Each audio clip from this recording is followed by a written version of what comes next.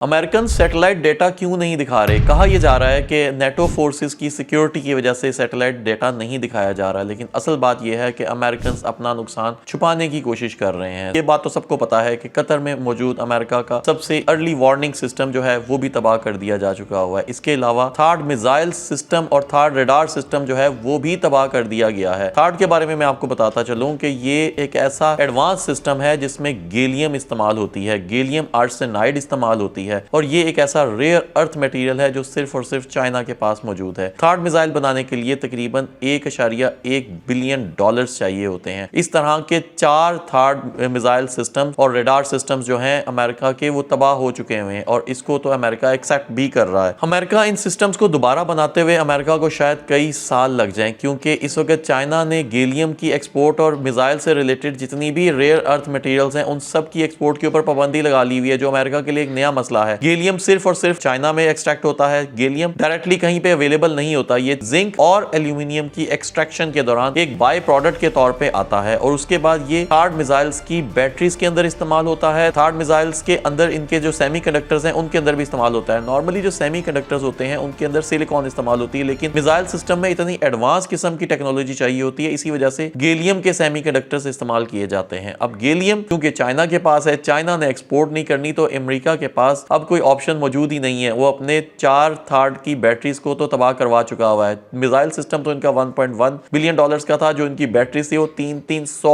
Million dollars की batteries थी, जो इस वक्त जीरो हो चुकी हुई है। अब अमेरिका के पास गल्फ में अपने आप को प्रोटेक्ट करने के लिए कतर वाला मिसाइल सिस्टम भी अवेलेबल नहीं है, डिफेंस सिस्टम भी अवेलेबल नहीं है, थर्ड भी तबाह हो चुका हुआ है। अमेरिका की एम्बेसी के ऊपर हमला हो चुका हुआ है। आज की डेट में नॉर्वे में भी अमेरिका की एम्बेसी के ऊपर हमला हो चुका हुआ है। इसके अलावा पूरी दुनिया में इसका मतलब है कि अमेरिका की एम्बेसीज अनसेफ है। दुबई के इंटरनेशनल एयरपोर्ट के ऊपर 2 बार हमला हो चुका हुआ है। इजराइल के तल अबीब के ऊपर वहां पे जो ऑयल रिफाइनरी है, उनका ऑयल डिपो है, उसको भी ईरानियंस ने तबाह कर दिया हुआ है। तो लग ये रहा है कि ओवरऑल ईरान इस जंग में जीत रहा है। अमेरिका अपने जो उसकी शिकस्त है उसको छुपाने की कोशिश कर रहा है। और आप इनकी डेस्परेशन तो ये देखें कि जमीन पर लगे हुए पेंटिंग्स के ऊपर इजरायली बॉम्बिंग कर रहे हैं। और इसके अलावा ईरानियंस ने अभी बहुत सारे बैलून टॉयज लिए हैं, बैलून एरोप्लेन्स लिए हैं, और लगता यह है कि उसके जरिए भी ईरानियंस के मिसाइल्स को तबाह किया जाएगा। ईरान अपने डिफेंस के लिए जो एक मिसाइल इस्तेमाल करता है वो 10 मिलियन से लेके 15 मिलियन यूएस डॉलर्स तक उनका मिसाइल होता है। कुछ उनके मिसाइल्स 1 मिलियन डॉलर्स तक के भी होते हैं, लेकिन ईरानियन की तरफ से 20 हज़ार यूएस डॉलर्स का एक ड्रोन जाके उनकी एक बहुत बड़े नुकसान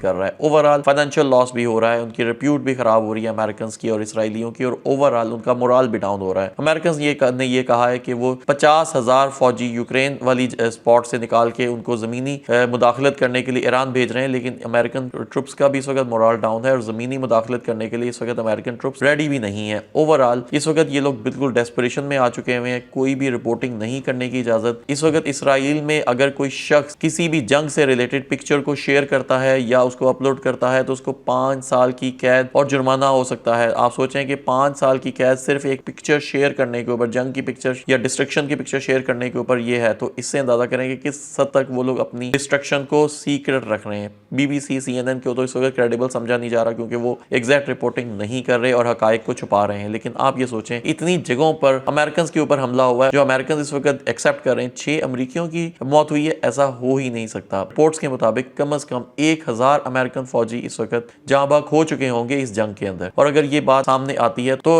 अमेरिका के अपने अंदर भी एक बहुत बड़ी रिटेलिएशन स्टार्ट हो सकती है। और अगर ये सब कुछ होता है तो इवेंचुअली अल्लाह ताला हमारे मुस्लिम भाई और हमारे इस्लामी मुल्क ईरान को फतह याब कर देगा।